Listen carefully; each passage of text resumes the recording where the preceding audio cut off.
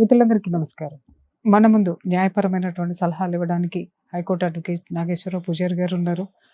వారిని అడిగి ఇవాళ ఒక కీలకమైన అంశం మీద దానికి సంబంధించినటువంటి సమాచారం తెలుసుకుందాం. సార్ నమస్తే. సహజీవనం అంటే ఏమిటి? అది ఎవరికి వర్తిస్తుంది? రెండవది, సహజీవనము అనేటటువంటిది పెళ్ళి అయిన వాళ్ళకి, పెళ్ళి కాని వాళ్ళకి కూడా అది లీగలైజ్డ్ దేశంలో. ఓకే, దీన్ని అడ్డం పెట్టుకుని ఎన్నో సంసారాలు కూలిపోతున్నాయి. ఇవాళ నా దగ్గరికి వచ్చేటటువంటి ఎన్నో కేసులు భార్యలు కానివ్వండి, భర్తలు కానివ్వండి, డిప్రెషన్ తోటే వస్తున్నారు. ప్రతి ఒక్కళ్ళు చెప్పేది ఏంటి అని అంటే, మేడం ఎందుకమ్మా మీరు గట్టిగా నిలదీసి అడగచ్చు కదా అని అంటే, వాళ్ళు చెప్పేటటువంటిది ఏంటంటే, సుప్రీంకోర్టే ఈ తీర్పు చెప్పింది, ఎక్కడ పోతావో పో, ఏం పీక్కుంటావో పీక్కో, ఏం చేయగలుగుతావో చెయ్యి, ఇలాంటివి వింటున్నారు.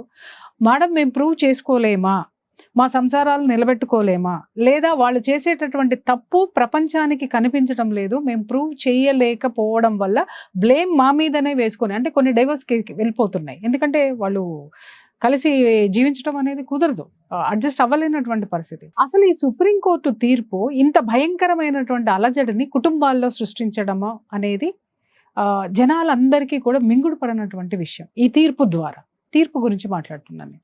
అసలు దీన్ని ఎలా తీసుకోవాలి సార్? అసలు ఈ లివ్ ఇన్ రిలేషన్ అనేటటువంటి పదాన్ని ఎందుకు ఉపయోగించి దాన్ని ఈ విధంగా ఏమన్నారు, హిందూ వైవాహిక జీవితాలని చిన్నాభిన్నం చేసింది, చాలా వరకు చిన్నాభిన్నం చేసింది.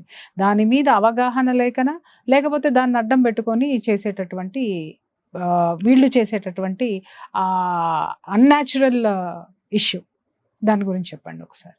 ఇప్పుడు ప్రధానంగా ఏంటంటే, ఇప్పుడు సుప్రీంకోర్టు జడ్జిమెంట్ ఇచ్చినది యొక్క ముఖ్య ఉద్దేశం అయితే వేరు. అది జనరల్గా ఏంటంటే అది పబ్లిక్కి రాంగ్ వేలో వెళ్తుంది. ఆ జడ్జిమెంట్ని కరెక్ట్గా చెప్పగలిగే అంత, అంటే ఆ జడ్జిమెంట్ యొక్క సోల్ ఉంటుంది కదా, ఆ సోల్ రాంగ్లో వెళ్తుంది అసలు. యాక్చువల్లీ ఒక సుప్రీంకోర్టు దేశంలో అత్యున్నత న్యాయస్థానము ఒక తీర్పు కనుక ఇస్తే, ఆ తీర్పు ఇచ్చే ముందు దేశంలో ఉన్న పరిస్థితులు, సమాజంలో ఉన్న పరిస్థితులు ఇవన్నీ గమనించిన తర్వాత, ఎందుకంటే ఒక తీర్పు అనేది దేశ వ్యవస్థ మీద, అది కల్చరల్ కావచ్చు, ఆర్థికంగా కావచ్చు, మానసికంగా కావచ్చు, ఇవందరూ ఇంపాక్ట్ అవుతుంది. కాబట్టి ఇవన్నీ ఆలోచించిన తర్వాత ఒక తీర్పు డెలివరీ చేయడం అనేది జరుగుతుంది.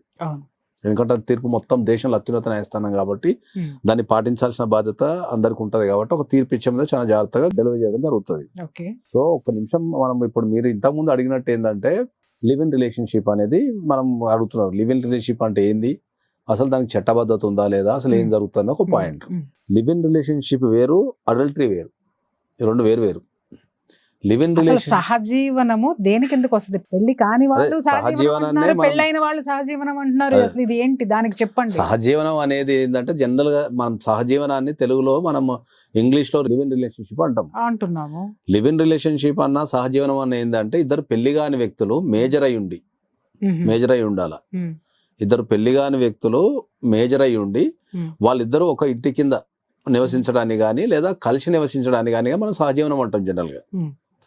సో ఇటువంటి కాన్సెప్ట్ అనేది మన భారతదేశంలో జనరల్ గా, మన భారతీయ వ్యవస్థలో లేదు జనరల్ గా.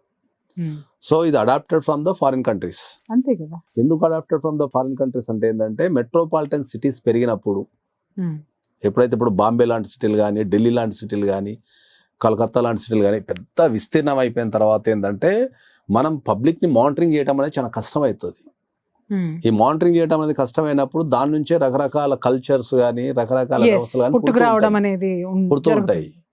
ఇప్పుడు ఒక కుగ్రామం ఉందనుకుందాం, లేకపోతే ఒక గ్రామం ఉందనుకుందాం, లేకపోతే ఒక మండలం ఉందనుకుందాం. ఒక మండలంలో ఏ వ్యక్తి కానీ, ఒక నార్మల్ సిటీలో ఒక 2 టైర్ 3 టైర్ సిటీలు అంటే మనకు జనరల్గా ఇప్పుడు సిద్దిపేట లాంటి గ్రామాలు కానీ, లేకపోతే ఇప్పుడు ఇంకా కరీంనగర్ కానీ, అంతకంటే కొన్ని చిన్న గ్రామాలు ఉంటాయి అనుకుందాం. అట్లాంటి గ్రామాలలో ఎవరు లివ్ ఇన్ రిలేషన్షిప్ ఉండలేరు. ఉంటే ఉండనివ్వరు సార్. అదే అంటున్నా, ఉండలేరు. ముందు అక్కడ సంఘం సమాజం ఉంటది, వీళ్ళు ఎవరు అంటారు, ఎక్కడి నుంచి వచ్చినావు అంటారు, ఇవన్నీ రకరకాల అక్కడ ఇన్ఫర్మేషన్ అనేది ఈజీగా యాక్సెస్ అవుతుంది. సో ఈ లివ్ ఇన్ రిలేషన్షిప్ అనేది ఎక్కడ ఉంది? మనకు మెట్రోపాలిటన్ సిటీస్ లో మాత్రమే ఉంది.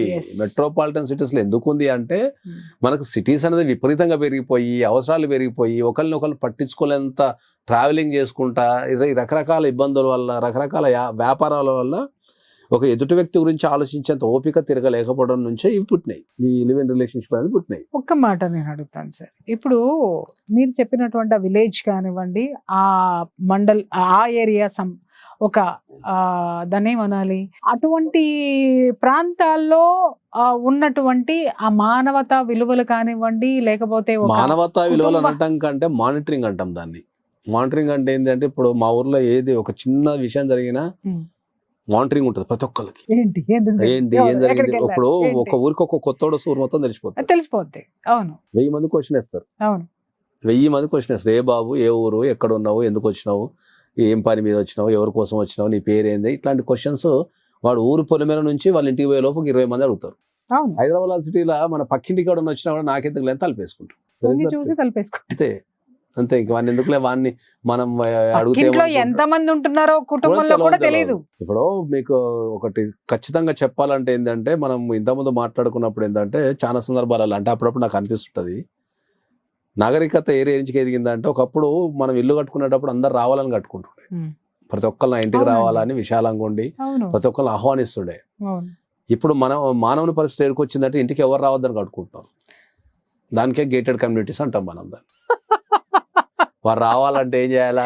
చాలా కరెక్ట్ గా మా ఇంటికి ఎవరు రారు, మా ఇంటికి రావాలంటే 10 మంది 10 బ్యారియర్లు దాటి రావాలని చెప్పుకోవడం గ్రేట్. అది మా ఇంటికి ఎవరు రాలేరు, ఎవరు యాక్సెస్ చేయలేరు, మా ఇంటికి రావాలంటే గేట్ ఉంటది, ఒక యాప్ ఉంటది, మేము ఓకే చెప్తేనే వస్తావు. సంకుచితమైపోయింది మనసు అనేది. అదే అంటున్నా, ఎవరైనా మనిషి అనేటోడు ఎప్పుడు సంఘజీవి, అతడు ఒక మనిషి సంఘజీవి. ఈ మధ్యకాలంలో నేను చాలా రీసెర్చ్ చేసిన తర్వాత అర్థమైంది ఏంటంటే, ఈ మానసిక రోగాలు కానీ, ఈ ఇల్లీగల్ కాంటాక్ట్స్ కానీ, ఇంక ఏ ఇతరమైన సమస్యలు కానీ మనిషికి సంఘజీవి కాకపోవడం వల్లనే ఏర్పడుతున్నాయి. వాస్తవం. నువ్వు 10 మందిలో ఉండి నీకు ఒక 1000 మంది ఫ్రెండ్స్ ఉండి రెగ్యులర్ గా నువ్వు వాళ్ళతో మాట్లాడుతూ పార్టీస్ లో తిరుగుతూ అటు తిరుగుతూ ఇటు తిరుగుతూ పాత జీవన విధానం ఉన్న స్టైల్ ఉంటే ఇవి తక్కువ ఉన్నాయి. ఎగ్జాక్ట్లీ అండి, ఎందుకంటే ఎక్కడైతే లోపల ఉన్నటువంటి బాధ షేర్ అయిపోతుంది, కష్టం వచ్చినప్పుడు ఇంతమంది ఉన్నారని ఒక ఫీలింగ్ తోనే సగం దృఢం అయిపోతుంది, ఆ ఎనర్జీ లోపలికి వస్తుంది. ఇప్పుడు ఏమైనా ఒంటరి అయిపోయి నాన్న కాపాడేటోడు సింగిల్ పర్సన్ చూసుకుంటారు, సమాజం గురించి కాకుండా.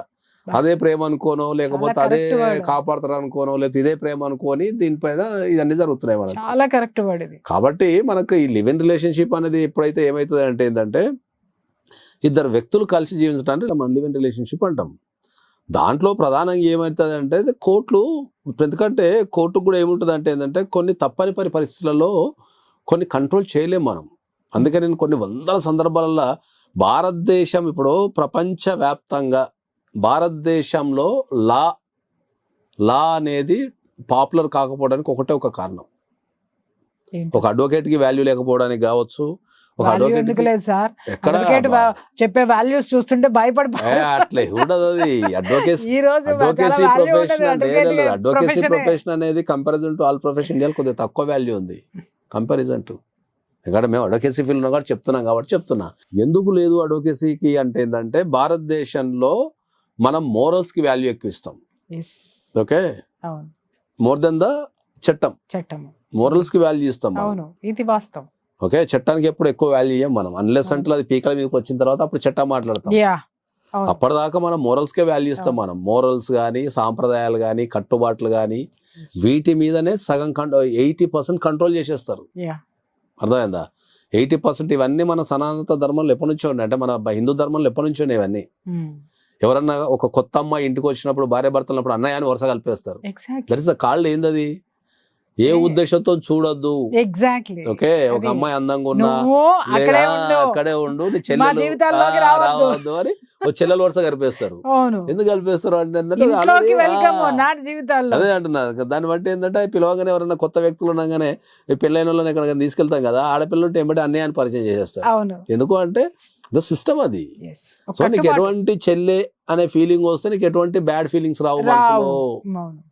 సో ఎటువంటి బ్యాడ్ ఫీలింగ్స్ ఎప్పుడైతే రావో రిలేషన్షిప్ అనేది మంచిగా ఉంటది అనే ఉద్దేశంతో ఈ ఎక్కడన్నా మన తెలియని వ్యక్తులు కలిసినప్పుడు జనరల్ గా అన్నయ్య అనడం, లేకపోతే అన్నయ్యని పరిచయం చేయడం చేస్తారు.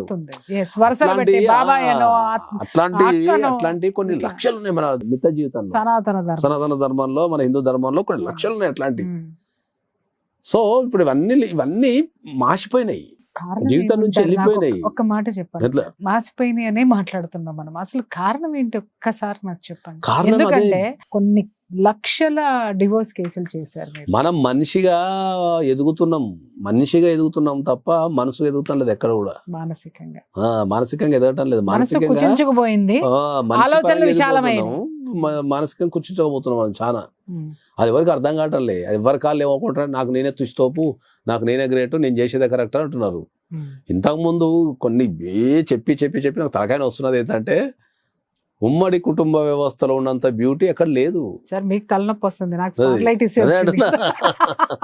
ఉమ్మడి కుటుంబంలో ఉన్న వ్యవస్థలో ఉన్నంత బ్యూటీ ఎక్కడ లేదు. ఇప్పుడు ఒక ఇంట్లో ఒక ఆడపిల్ల తప్పు చేసినా, ఒక మగపిల్లగాడు తప్పు చేసినా, ఇంట్లో ఏమైనా ప్రాబ్లం ఉన్నా మానిటరింగ్ సిస్టమ్ ఉంటుంది ఉమ్మడి కుటుంబ వ్యవస్థలో. ఏదైనా సమస్య వచ్చినప్పుడు దాన్ని అప్పుడే ఐడెంటిఫై చేస్తారు. ఏదైనా తప్పు జరిగితే దాన్ని అప్పుడే కూర్చోబెట్టి ఎక్స్ప్లెయిన్ చేస్తారు. పెద్దలు ఉంటారు, ఖాళీ ఉంటారు, తాతలు నానమ్మలు అక్కడనే ఉంటారు కాబట్టి వాళ్ళ జీవితాన్ని ఉన్న అనుభవం అంతా రంగరించి ఇది తప్పు అని చెప్తారు. ఈ తప్పు అని 1, 2, 3 సార్లు చెప్పడం ద్వారా వాళ్ళు రియలైజ్ అయిపోతారు. ఓహో ఇది నేను చేస్తున్నా తప్పు కదా అని చెప్పి రియలైజ్ అవుతారు. ఇప్పుడు మనకు అన్ని న్యూక్లియర్ ఫ్యామిలీస్, సింగిల్ ఫ్యామిలీస్ అయిపోయి తల్లిదండ్రులు ఫుల్ బిజీలో సంపాదనలో ఉన్నప్పుడు వీళ్ళకి పిల్లలకి నేర్పించేది ఎవరు? ఆ టీవీలలో ఏం నేర్పుతున్నారు? గూగుల్ తల్లి ఏం నేర్పుతున్నారు? గూగుల్ తల్లి కానీ టీవీలో ఏం నేర్పుతున్నారు? అదే అంటున్నారు కదా, వాళ్ళకి నచ్చింది చేసుకుంటున్నారు అంతే. కాబట్టి లివ్ ఇన్ రిలేషన్షిప్ అనేది వాళ్ళు దాన్ని ఇప్పుడు కోర్టు కూడా ఎందుకు యాక్సెప్ట్ చేస్తారు అంటే దే కెన్ కంట్రోల్. చట్టం ఏం చెప్తుంది? 2 మేజర్లు ఉన్న వ్యక్తులు చట్టబద్ధంగా కలిసి ఉండొచ్చు.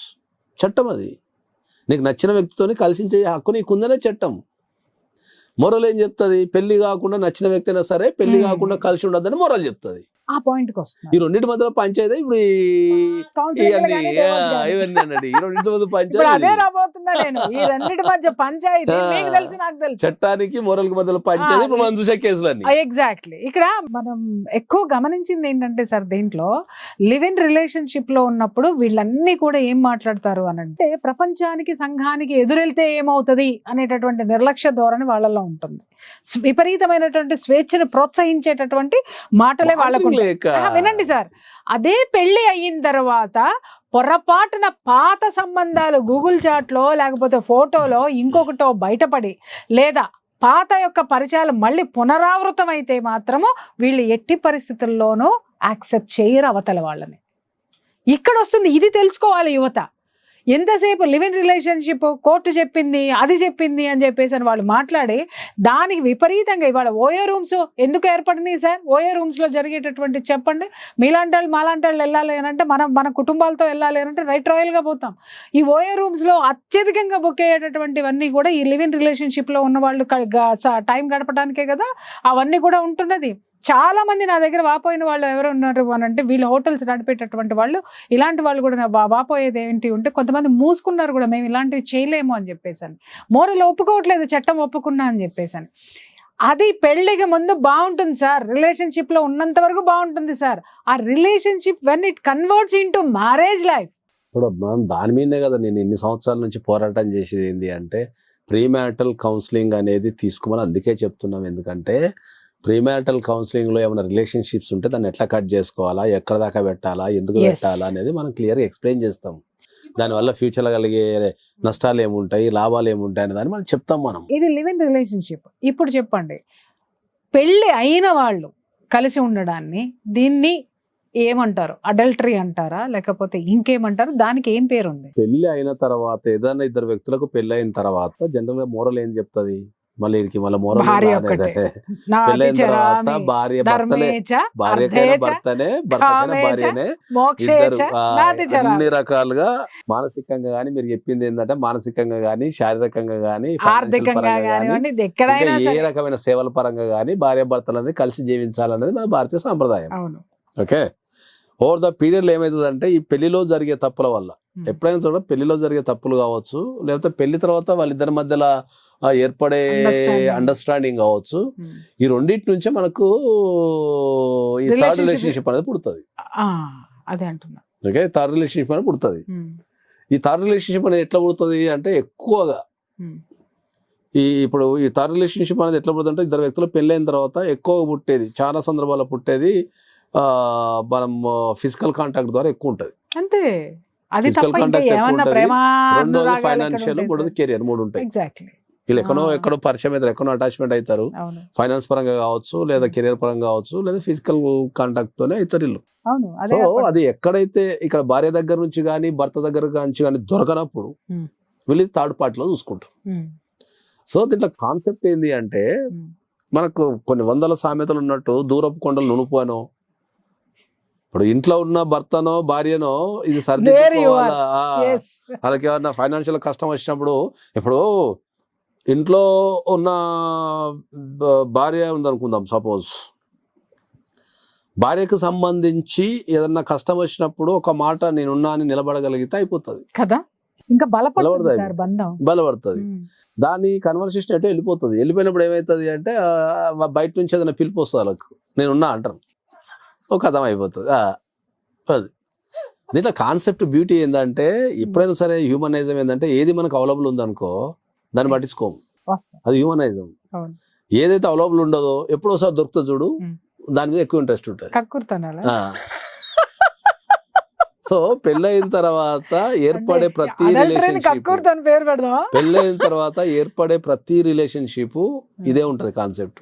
దాని నుంచి ఒక 3 ఉంటాయి. దానికి కెరియర్ కానీ, లేకపోతే మీరు అన్నట్టు కెరియర్ కానీ, లేకపోతే ఫైనాన్షియల్ ఇష్యూ కానీ, లేకపోతే ఫిజికల్ అంటే ఏంటంటే వీళ్ళిద్దరు ఫిజికల్ చక్కగా ఉండక ఏం చేస్తారు, వీళ్ళ అవసరాలను బయట తెచ్చుకుంటారు అంతే.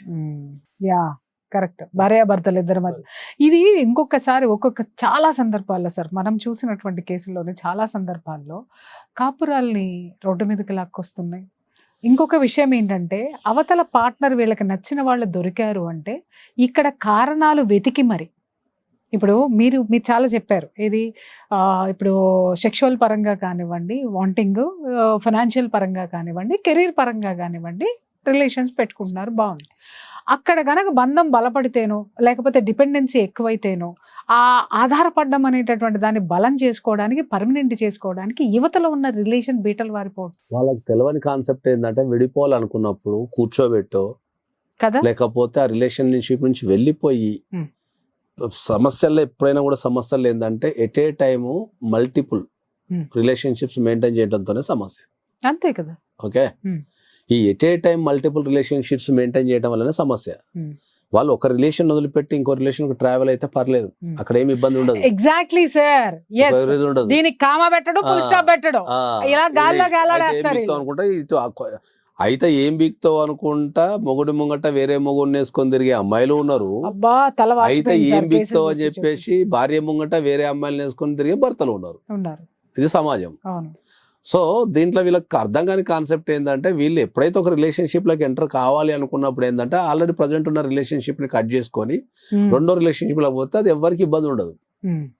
సో వీళ్ళు ఏంటంటే వీళ్ళకు ఆలోచించే శక్తి కానీ దాన్ని ఎగ్జిట్ అయ్యే విధానం కానీ తెలవక ఇది గాలికి వదిలేసి చచ్చిపోతూ ఉంటారు దీంట్లో. సో దానికి ఒకటి వీళ్ళకి యాడ్ ఆన్ ఏంటి అని అంటే సుప్రీంకోర్టు తీర్పు. ఇప్పుడు మనం అక్కడికి వచ్చాం, సుప్రీంకోర్టు తీర్పు. అసలు ఇప్పుడు నేను అడుగుతున్నాను చెప్పండి సార్, ఇప్పుడు ఇంత సుదీర్ఘంగా అద్భుతమైనటువంటి విషయాలు మనం మాట్లాడుకున్నాం, దీంట్లో ఇప్పుడు ఈ సుప్రీంకోర్టు యొక్క తీర్పు మంచి చేస్తుందా చెడు చేస్తుందా అంటే ఎలా తీసుకోవాలి అసలు దీన్ని? సుప్రీంకోర్టు తీర్పు గురించి చెప్పాలంటే ఏంటంటే సుప్రీంకోర్టు అది చెడుగానో లేకపోతే మీకు స్వేచ్ఛలు ఉన్నాయనో లేకపోతే ఎక్స్ అనో వై అనో జెడ్ అనో సుప్రీంకోర్టు తీర్పు ఇయ్యలే. సుప్రీంకోర్టు తీర్పు ఇచ్చింది ఏంటంటే సమానత్వము, ఒక వ్యక్తిగత స్వేచ్ఛ, సమానత్వము, వ్యక్తిగత స్వేచ్ఛ అండ్ ఇతర అంశాల మీద మాత్రమే సుప్రీంకోర్టు తీర్పిచ్చింది. నేను చెప్తున్నా చెడు ఎప్పుడైనా ఈజీగా అట్రాక్ట్ అయితే అన్నట్టు సుప్రీంకోర్టు ఇచ్చింది ఏంది అంటే అడల్టరీ అనేది ఓన్లీ మనకు ఇంతకుముందు లేడీస్ మీదనే ఫైల్ అవుతుండే కేసు. అవును, ఇప్పుడు మరి లేడీస్ మీద ఫైల్ అయినప్పుడు మరి మొగుళ్ళ మీద కూడా పెట్టాలి కదా, ఎందుకు పెట్టలేదు సార్? అందుకే ఈ మొగుళ్ళ మీద పెట్టినప్పుడు మరి ఆడల మీద పెట్టడం ఎందుకని తీసేసింది. అంటే మొగోడు చేస్తున్నాం అడల్టరీ కాదు, ఆడది చేస్తే అడల్టరీ, నా సమానత్వం ఉండాలి కదా, మరి చట్టంలో మన అన్ని సమానత్వం ఉండాలి కదా అని అన్నప్పుడు మరి ఏళ్ళ మీద కూడా కేసులు పెట్టాలని చెప్పి పెట్టాలి కానీ ఎత్తేయడం ఎంతవరకు సమంజసం? ఇది ఇక్కడ పురుషాధిక్యత చూపించినట్టు కదా. అంటే ఇన్ని సంవత్సరాలు లేడీస్ అయితే మాత్రం భరించారు, మగవాడి మీద పెట్టాల్సి వస్తే ఎత్తేస్తారా? అట్లే ఉండదు, అట్లా ఎత్తేసడం ఏమి ఉండదు. ఒక సమస్య వచ్చినప్పుడు దాని మీద ఎవరైనా స్పందిస్తారు. సమస్య రానంత కాలం ఒక చట్టం ఏర్పడుతుంది, ఆ చట్టం ఏర్పడిన తర్వాత దాని మీద ఏదైనా సమస్య వచ్చింది అనుకో అందరూ స్పందిస్తారు. సో ఇప్పుడు అది ఒక కోణంలో చూడొద్దు, దాన్ని ఆడోళ్ళ మీద పెడుతున్నారు మొగల మీద పెడతలేరు కాకుండా దాంట్లో జనరల్గా చెప్పాలంటే ఏంటంటే మీకు దానికి కరెక్ట్ ఏంటంటే ఇప్పుడు ఏ, మనకు ఇప్పుడు అబ్బాయిలు ఉన్నారు అనుకో, ఇప్పుడు పెళ్లి చేసుకున్న అమ్మాయిలలో ఇప్పుడు పరిస్థితి అంటే ఇప్పుడు కొద్దిగా వదిలిపెడతా కానీ పెళ్లి చేసుకున్న అమ్మాయిలలో 70%, 60 to 70% unsatisfied with their physical needs. అది ఉంటది సార్, ఫిజికల్ నీడ్స్ ఉంటది they need to 100%. Sacrifice their physical needs. Entire వాళ్ళ లైఫ్లో ఉన్న ఫిజికల్ నీడ్స్ అన్ని త్యాగం చేసేసి అమ్మాయిలు కుటుంబం కోసము, పిల్లల కోసము, Obviously. అందరి కోసం త్యాగాలు చేస్తుంటారు కదా. ఆబ్వియస్లీ. మరి వాళ్ళు కూడా ఒక మనిషే కదా. మరి ఏ కారణం చేతనైనా వాళ్ళకు ఒక ఫిజికల్ నీడ్ వాళ్ళ లైఫ్ లో ఫిల్ కానప్పుడు మరి వాళ్ళకున్న రైట్ ఏంది, వాళ్ళు ఎందుకు ఉండాలా అనే దాని నుంచి సుప్రీంకోర్టు దాని ముఖ్య ఉద్దేశం. జనరల్ గా సరే మీరు వందల మంది ఉన్నారు, మీరు వందల మంది. ఇక్కడ ఒక చిన్న క్వశ్చన్, ఇక్కడ నేనేమంటానంటే ఇప్పుడు ఆ ఉద్దేశంతో సుప్రీంకోర్టు పెట్టింది బాగుంది. ఇప్పుడు కానీ ఆ దీన్ని విధంగా- ఇది ఎలా మారిందో నేను చెప్తున్నా, నేను అవును. ఫేస్ చేసి చెప్తున్నాను సార్, అవును. నేను చూసి చెప్తున్నా. ఇది ఎలా మారింది అని అంటే సంసారాలు చేసేటటువంటి కుటుంబాల మధ్య ఒక స్త్రీ పెళ్లి అయింది, భర్తతోటి సుఖం లేదు, వాడు చేతగాడు, నాకు ఇంకొకటి కావాలి ఫైనాన్షియల్గా శారీరకంగా అని చెప్పి అతనితోటి బిడ్డను గడి బేఫికర్గా ఇద్దరితోటి ఒకే అపార్ట్మెంట్లో, వినండి సార్, సంసారం చేస్తుంది. రైట్?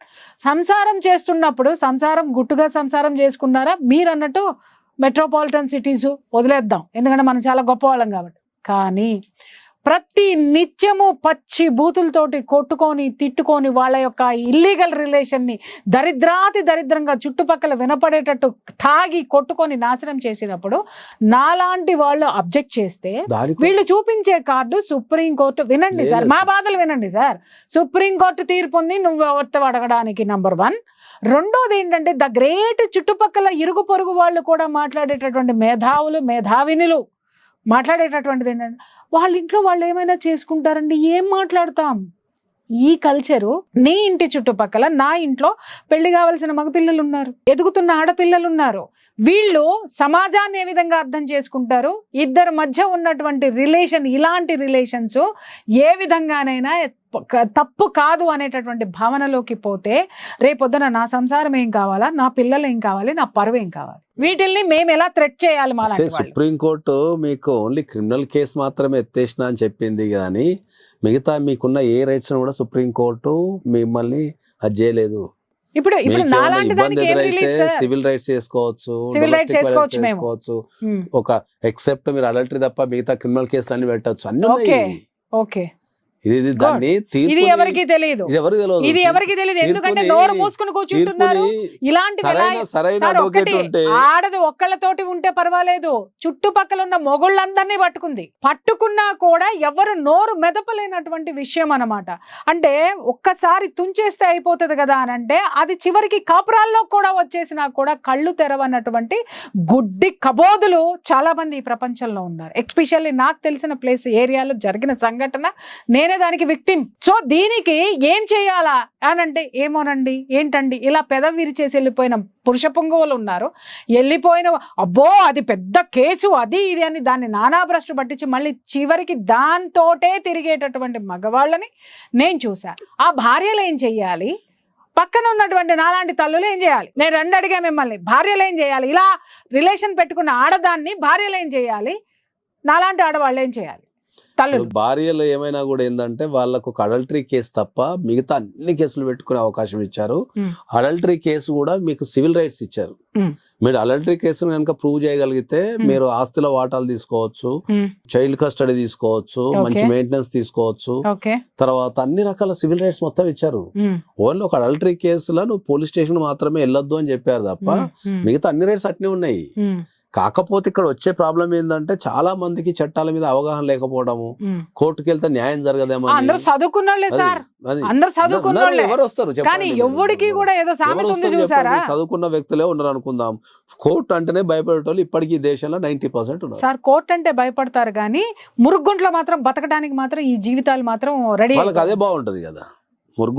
పందులెక్కే ఉంటారు, అంతేగాని సమాజం పట్ల గానీ లేకపోతే కుటుంబాల పట్ల గానీ వీళ్ళకి ఎవ్వరికి కూడా ఏమైనా గౌరవం లేదు సార్. నిజంగా చెప్తున్నా, పురుగులు లెక్క బతుకుతారు వీళ్ళు. ఇప్పుడు ఇంతగానం మనం మొత్తుకునేది ఏంది అంటే ఏంది, సమాజంలో పెళ్లి అనే వ్యవస్థ కానీ రిలేషన్షిప్స్ అనే వ్యవస్థ కానీ చెడిపోయింది. దాన్ని బాగు చేయడానికి నాలాంటి వ్యక్తులో నీలాంటి వ్యక్తులో కంకణం కట్టుకున్నా కూడా జనాలలో చైతన్యం రావడం లేదు. చాలా వచ్చింది సార్. అది చైతన్యం లేదు. అంటే ఏంది? ఇప్పుడు పెళ్లికి ముందు మనం ప్రీమారిటల్ కౌన్సిలింగ్ తీసుకోమని కొన్ని లక్షల మంది చెప్తున్నాం కానీ వస్తున్నారు. ఇప్పుడు స్టార్ట్ అయింది. లేదు అంతే. సార్ వస్తది. ఇప్పుడు అది చెప్పేది. నేను కౌన్సిలింగ్ స్టార్ట్ ఎందుకంటే చేసినప్పుడు లక్షలు పెట్టి కోట్లు పెట్టి పెళ్లి చేసుకుంటున్నారు. యా. మొన్న ఒక నాకు తెలిసిన ఒక కేసు వచ్చింది. పెళ్లికి 2.5 కోట్లు ఖర్చు పెట్టారు. 2 రోజులు కూడా లేరు. నేను చెప్పనా 2 రోజులు లేరు. 15 కోట్లు ఖర్చు పెట్టారు. 2 రోజులు కూడా లేరు వాళ్ళు. హనీమూన్ నుంచి రాగానే అయిపోయింది. 2.5 కోట్లు అంటే ఏముంది చెప్పండి. 100 కోట్లు కట్నం మళ్ళీ. కాబట్టి మనం అనేది ఏంటంటే సుప్రీం కోర్టు తీర్పు ఎప్పుడూ తప్పు కాదు. దాన్ని అర్థం చేసుకునే విధానంలో తప్పు ఉంది. అప్పుడప్పుడు మనం అంటాం కదా మన జనరల్ అయ్యో రామా అంటే విధానంలో తప్పు లేదు సార్. అసలు అర్థమయ్యేటట్టు ఎవడికి వాడికి అన్వయించుకుంటున్నారు అంతే. ఫెసిలిటీ అన్వయించుకుంటున్నారు అంతే. దాన్ని ఎట్లా నేను చెప్పేది ఏంటంటే ఇప్పుడు మీకు అర్థమయ్యే భాష చెప్పాలంటే కరోనా వచ్చినప్పుడు కనుక ఏదైనా అర్జెంట్ ఉంటే పాత తీసుకొని పోవాలంటే ప్రతి ఒక్కరు అర్జెంట్ పోయి చెప్పుకున్నట్టు ఉంటుంది ఇది సుప్రీం కోర్టు తీర్పు. ఎవరి కాడే నాకు అర్జెంట్ ఉంది సార్ అని చెప్పేసి పోయినట్టు ఉంటుంది. ఎమర్జెన్సీ కార్డు తీసుకున్నట్టే ఆ తీర్పు ఎవరి కాళ్ళు అన్వయించుకుంటారు అంతే.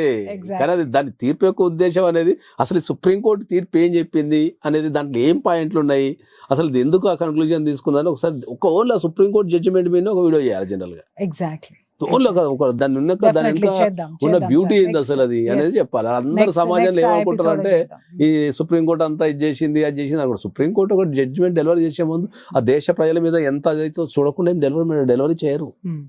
That is the point. So final గా మనం చెప్పేది ఏంది అంటే ఎప్పుడైనా కూడా whatever it may be there is a illegal affairs అనేవి ఎప్పటి కూడా డేంజరే. అవి మాసోర్ మెనోస్ కిందకో పైకో ఎక్కడో దగ్గర దెబ్బ కంపల్సరీ తంతది. అది అంటే కొట్టిన తర్వాత ఈలోపు ఏళ్ళు గడిచిపోతున్నాయి సార్. గడిచిపోతున్నాయి కానీ జీవితాలు నాశనం అయిపోతున్నాయి సార్. ఇప్పుడు మనము సమాజానికి నశించిపోయి పర్వర్టెడ్ అయిపోతున్నారు జనాలు. ఏం చేస్తాం మరి ఇంకా దాంట్లో ఏం చెయ్యాలి సార్? చెయ్యాలి.